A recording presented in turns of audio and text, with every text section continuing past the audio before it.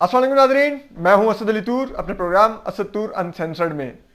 आपने देखा आज इमरान खान साहब ने अपने यूथियों को एक और सरप्राइज़ दिया। सुबह वो आए और उन्होंने कहा कि नहीं, मैं वापस जा रहा हूं। और इसमें हालांकि सुप्रीम कोर्ट के जजेस को भी उन्होंने भरपूर एम्बेरस किया। वो तो आज हम मौजूद चीफ जस्टिस उमरता बंदयाल को क्रेडिट देते हैं कि उन्होंने ना सिर्फ सुप्रीम कोर्ट के फैसले का दिफा किया बल्कि इमरान खान साहब का भी उन्होंने माजरत के साथ बज़ाहिर दिफा किया। जो सुप्रीम कोर्ट के रिपोर्टर्स हैं उनका जो तासुर है वो यही है। दिल सरफराज को अगर आप सुने, आप हसनात मलिक को सुने, तो ये सब लोग भी यही तासुर रखते हैं। जबकि जो हसन अयूब अगेन वो भी सीनियर रिपोर्टर हैं सुप्रीम कोर्ट के, उनका भी यही तासुर है। और जो मतीउल्लाह जान है उन सब का भी यही तासुर है। तो वो भी आज इमरान खान साहब इस तरह वापस चले गए, यूथिए मारपीट खा के, वो भी आंसू गैस खा के, इस्लामाबाद जला कर वो भी घरों को चले गए। और इस तरह ना सिर्फ नेहरू चैन की बांसुरी बजाता रहा और रावी सब कुछ जिसे कहते हैं चैन लिखता रहा, और जो जिसे कहते हैं इस तमाम के बाद इस्लामाबाद के जंगल में सब जानवर हंसी खुशी रहने लग गए हैं। अमूरे मुमलिकत अब दौड़े भागेंगे, जो होना था हो गया। चीफ जस्टिस ने कहा कि जो हो गया उस पर बात मत करें, आगे चलें तो बस ठीक है, मुल्क आगे चल पड़े। क्या हो गया अगर इस्लामाबाद जल गया, कोई इतना फ़र्क नहीं पड़ता। हाँ, अली वज़ीर को ज़रूर जेल में रखिए, अली वज़ीर बाहर ना आए, उसके घर में चाहे 7 लाशें इस रियासत की दहशतगर्दी के खिलाफ जंग की वजह से गई हों, उसकी बूढ़ी माँ चाहे उसका इंतज़ार करती हो, अली वज़ीर को हमने जेल में रखना है। इमरान लाडले को हमने गोद में लेके घूमना है, वो जलाएगा, गिराएगा, वो आर्मी चीफ जनरल कमर बाजवा को मीर जाफर कहेगा, वो सुप्रीम कोर्ट के जजेस को कहेगा कि तुम रात को क्यों कोर्ट खोलते हो। तो उसको तो रिलीफ देना लाजमी है, ये इस मुल्क में बहुत ज़रूरी है। अगर ये नहीं होगा तो मुल्क को आज़ादी नहीं मिलेगी। अगर आज़ादी नहीं मिलेगी तो इनकलाब कैसे आएगा अगर पुलिस मारेगी, तो आपको तो पता ही है। तो ये इन चीज़ों की वजह से इमरान खान साहब ने जो सब कुछ किया, इसके ऊपर ज़रूर बात करने की ज़रूरत है कि ये जो हम अंदर की खबर लाए हैं वो क्या है, कि क्यों खान साहब ने यू टर्न लिया और जिस स्पीड से आए थे उससे 10 गुना स्पीड से भाग गए। ये हुआ क्या, ये हम आपके लिए खबर लाए हैं। देखिए, कहते हैं कि ये खान साहब से उनको पहले से डिस्प्लेयर कन्वे किया जाता रावलपिंडी से कि खान साहब बंदे के बच्चे बने, मत ये हरकतें करें एंड स्टॉप इट। लेकिन खान साहब तो हवा के घोड़े पे चढ़े हुए थे। वो हमेशा उनको जलसे में अगर लोग उनके आ जाए तो उनको लगता है कि लोग मेरी रैली में भी आएंगे और लॉन्ग मार्च में आएंगे। हालांकि उनको नहीं पता वो बर्गर बच्चे हैं, ये इतनी तेज़ धूप में मई की में वो ख़राब हो जाते हैं बेचारे, सारे के सारे यूथिये पिघल जाते हैं। मरांडूज जो होते हैं ना, वो उनका सारी बात है, वो सारा तो समझे ना, वो बेचारे सेंट्रल एयर कंडीशन रूम्स में रहते हैं, वो कैसे इसमें बाहर आते हैं। और वो प्लीज़ अंडरस्टैंड दिस। और वो कल भी जो बेचारे आंसू गैस खा रहे थे, हमारी कुछ मुलाकात भी हुई कुछ से, वो भी हम आपको बताते हैं अहवाल। तो अब वो खान साहब को समझा रहे थे, खान साहब कह रहे थे ना जी ना, मैं तो खान साहब वो बंदर की तरह पहाड़ी की चोटी पे चढ़े हुए थे, नीचे नहीं उतर रहे थे। अब मसला यह है कि एक इदारे के अंदर भी तकसीम है, और अब ऐसा लग रहा है कि ये तकसीम बड़ी इंटेंशनल है। जरूरत के मुताबिक इस कोलिशन गवर्नमेंट को भी सपोर्ट किया जा रहा है और जरूरत के मुताबिक खान साहब को भी सपोर्ट किया जा रहा है, ताकि यह है कि इदारे का इमेज अब बचाया जाए और इदारे की सिस्टम पर ग्रिप भी बरकरार रखी जाए और मोनोपोली भी ना टूटे। अब जो इदारे के अंदर से लोग इमरान खान साहब को सपोर्ट कर रहे हैं, उनके लिए इंतजामात करते हैं। ये इस जलसे में मलिक रियाज से उन्होंने पैसे दिलवाए, खान साहब को खूब फंड करवाया उन्होंने इस लॉन्ग मार्च की सारी कैंपेन में, ठीक है। अब जो खान साहब हैं, अब वो कहते हैं कि नहीं, मेरी लड़ाई तो जनरल बाजवा एंड ग्रुप से है, जो आर्मी चीफ हैं, बाकी ठीक है। जो दूसरी साइड है, यानी कि कोलिशन गवर्नमेंट बैठे हुए, उनको ये लगता है कि नहीं, जनरल बाजवा ने न्यूट्रल होने का फैसला किया है, इदारे को सियासत से निकाल लिया है, तो ये वो था जो हमारी जद्दोजहद थी, हमने अपनी जद्दोजहद की मेराज हासिल कर ली, अब इदारा न्यूट्रल हो गया है, अब मुल्क चलेगा। तो वो ان کو سپورٹ کر رہے ہیں، اور وہ کہتے ہیں کہ یہ جو اندر سے بعض لوگ جس میں وہ فیض یاب کر کے ٹرمز یوز کرتے ہیں، وہ کہتے ہیں کہ یہ پشاور سے سپورٹ ملتی ہے، یعنی کہ وہ indirectly corps commander Peshawar lieutenant general Faiz Hameed پر الزام لگا رہے ہوتے ہیں کہ مبینہ طور پر وہ شاید سپورٹ کر رہے ہیں، تو اب وہ ان کے لیے ادارے کے اندر دوسری سائڈ بری اور یہ سائڈ اچھی، تو وہ ایک یہ وہ چیزیں، لیکن ادارے کو یہ دونوں چیزیں سوٹ کر رہی ہیں۔ ادارے کو ایک سائڈ سے عمران خان صاحب کی طرف سے بھی ایک ہے کہ ادارہ ٹھیک ہے، ایک دو انڈیویجولز میں پرابلم ہے، ادھر بھی یہ ہے کہ ادارہ ٹھیک ہے، ایک انڈیویجول میں پرابلم ہے، تو یہ چیز ادارے کو تو سوٹ کر رہی ہے، لیکن اس سے ملک تباہی کی طرف جا رہا ہے۔ اب دیکھیے نا کہ بعض جگہ پر یہ جس طرح کے اقدامات ہوئے پچھلے کچھ دنوں میں کہ اس حکومت کے خلاف جس طرح سے 100 موٹو نوٹس لیا گیا، یہ کیا تھا کہ جی وہ اکاؤنٹیبلٹی اس میں ٹرانسفرز ہو رہی ہیں، جی یہ وہ، تو جو اسلام آباد جلایا اس کی کوئی اکاؤنٹیبلٹی نہیں ہے۔ اور پھر آپ آج دیکھیے کہ آج کے جو ریمارکس تھے وہ بھی بڑے آئی اوپننگ تھے۔ موزز چیف جسٹس نے اٹارنی جنرل کو کہا، جب اٹارنی جنرل نے کہا کہ جی عمران خان صاحب کو آرڈر تھا سپریم کورٹ کا کہ آپ H9 میں آئیں گے، آپ ڈی چوک نہیں آئیں گے، وہ اس کے باوجود آئے ادھر، تو موزز چیف جسٹس نے کہا ہو سکتا ہے عمران خان صاحب کو آرڈر کنوے نہ ہوا، یعنی کہ پوری ان کی پارٹی کو پتا تھا، پورے میڈیا پہ چل رہا تھا، پورے سوشل میڈیا پہ سپریم کورٹ کا یہ حکم چل رہا تھا کہ ان کو H9 میں جگہ مختص کر دی گئی ہے، لیکن ہمارے موزز چیف جسٹس بڑے وہ جسے کہتے ہیں کہ وہ تھوڑا مثبت رویہ رکھتے ہیں، وہ لوگوں کے بارے میں ہمیشہ خوش دلی کا ان کا وہ رویہ ہوتا ہے، اور وہ ایسے ہی امکانات کو زیادہ پریفرنس دیتے ہیں جس میں اگلے کو تھوڑا ریلیف مل جائے اور اگلے کے بارے میں وہ خوش گمانی کا ہی شکار رہیں، بدگمانی کا شکار نہ ہیں۔ خصوصاً پی ٹی آئی کے کیس میں تو عموماً اب ایسا وہ لوگ کہہ رہے ہیں کہ تاثر ہے۔ عمران خان صاحب کو صادق اور امین بھی موزز چیف جسٹس عمر طاہر بندیال نے قرار دیا تھا، اب وہ اس خوش گمانی کا بھی انہوں نے اظہار کیا کہ ہو سکتا ہے عمران خان صاحب کو آرڈر ہی نہ کنوے ہوا، مان لیا جی۔ پھر اب دیکھیے دوسرا، انہوں نے کہا کہ یہ جو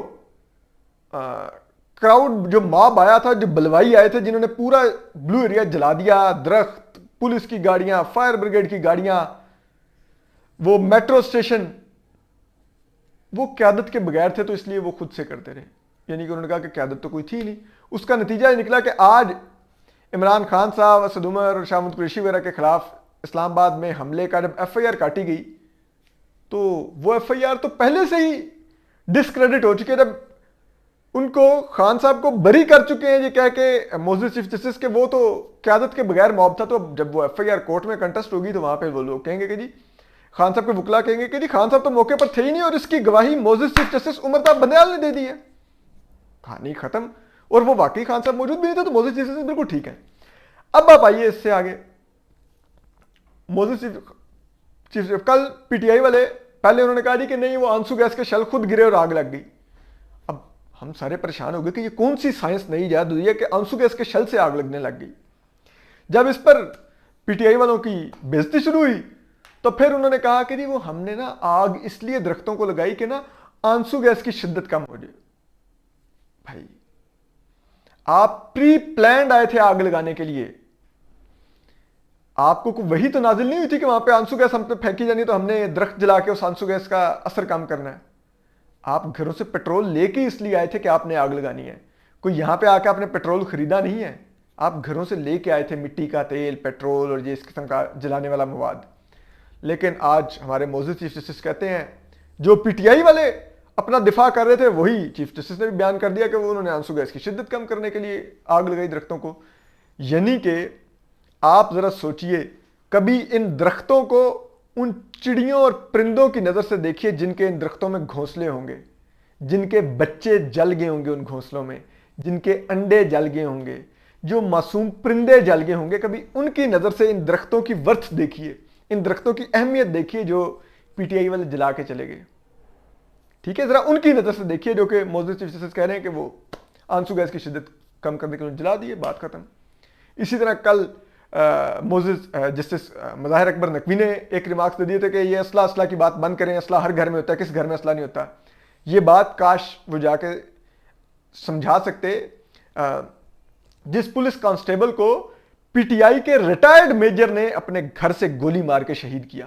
اس کی ماں کو، اس کے چھوٹے چھوٹے بچوں کو، بیٹی کو، بیٹے کو، اس کی بیگم کو بتاتے کہ اسلحہ ہر گھر میں ہوتا ہے، تمہارا میاں دیوار پہ چڑھ رہا تھا، انہوں نے گولی مار دی، مر گیا، جان چھوٹی، کیا ہو گیا. یوں سمجھایا جاتا نا. وہ اگر مطمئن ہو جاتے، وہ میری ماں مطمئن ہو جاتی، وہ میری بہن مطمئن ہو جاتی جو بیوہ ہوگی، وہ میری جو بیٹیاں بیٹے ہیں جو یتیم ہو گئے، وہ اگر مطمئن ہو جاتے نا ان ریمارک سے، تو میں بھی کہتا ٹھیک ہو گیا. ہر گھر میں اسلحہ ہے، مارو گولیاں. جو آپ کے دروازے پر پولیس اہلکار ہے یا فوجی اہلکار ہے، ان کو گولیاں مارو. کس قسم کا یہ اس ملک میں یہ سب کچھ ہوا ہے یہ پچھلے 2 دنوں میں. اور اس میں خان صاحب کا کچھ نہیں کیا، اس میں ملک کا نقصان ہوا ہے، اس میں سپریم کورٹ کا نقصان ہوا ہے. موزی چیف جسٹس بار بار جب اس حکومت کے خلاف 100 موٹو نوٹس جو انہوں نے پچھلے ہفتے لیا، اس میں ریمارکس دیتے رہے کہ کرمنل جسٹس سسٹم کی ساکھ کا معاملہ ہے، کہ اگر افسران تبدیل ہوں گے تو عوام کا اعتماد اٹھ جائے گا کرمنل جسٹس سسٹم سے. تو جو پچھلے 2 دنوں میں ہوا، جو سپریم کورٹ کے اندر جیسا سماعت ہوئی، جس قسم کے آرڈر آئے، اس کے بعد پھر آپ خود سوچئے نا، اب ایک بیانیہ تو چل رہا ہے اور اس میں مجھ جیسے شخص کو تکلیف اس لیے ہو رہی ہے کہ میں سپریم کورٹ سے محبت کرتا ہوں، اس میں بیٹھے ہوئے ان تمام ججز سے محبت کرتا ہوں. جسٹس عمر عطا بندیال بہت اچھے لگتے ہیں، جسٹس مظاہر اکبر نقوی بہت اچھے لگتے ہیں، جسٹس منیب اختر بہت اچھے لگتے ہیں، جسٹس اعجاز الحسن بہت اچھے لگتے ہیں.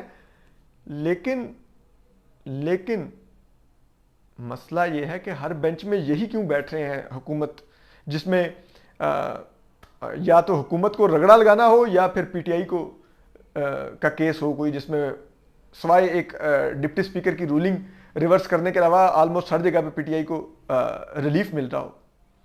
کیا دوسرے ججز نہیں ہیں؟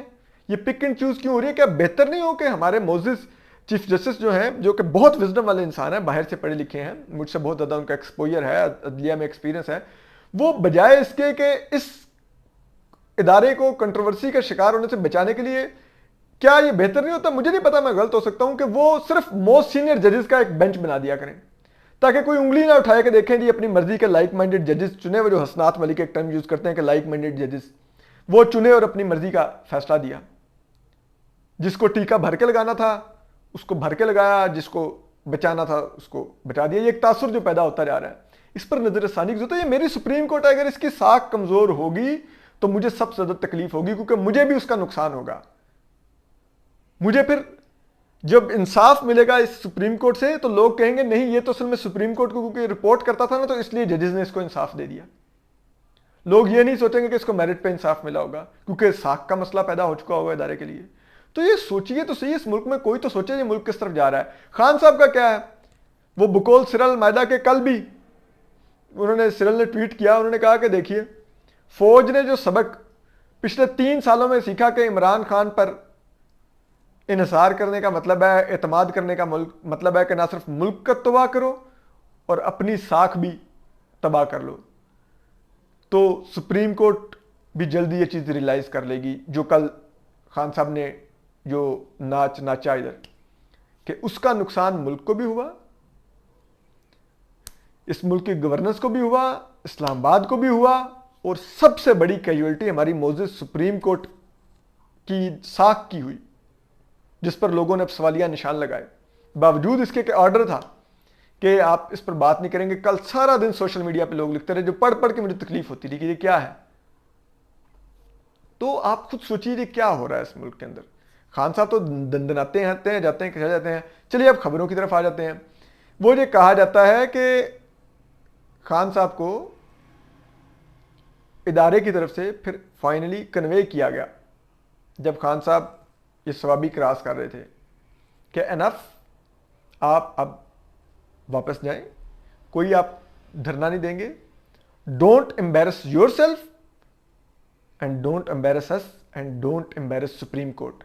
وجہ کیا تھی؟ خان صاحب خالی 3500 کا کراؤڈ لے کے آ رہے تھے، 3000 سے 3500 کا انٹیلیجنس اداروں کا کہنا ہے، کے پی سے. پنجاب سے کوئی لوگ خاص آئے نہیں تھے 200-300 کے علاوہ. اسلام آباد اور پنڈی سے ملا کے کوئی ادھر جو یہ ڈی چوک والی روڈ تھی، یہ بلو ایریا والی، ادھر تقریباً 6 سے 7 ہزار لوگ تھے. اور وہ سری نگر ہائی وے پہ جو H9 والا وینیو تھا، وہاں پہ خان صاحب کو ویلکم کرنے کے لیے کوئی 1000-1500 کا کراؤڈ تھا.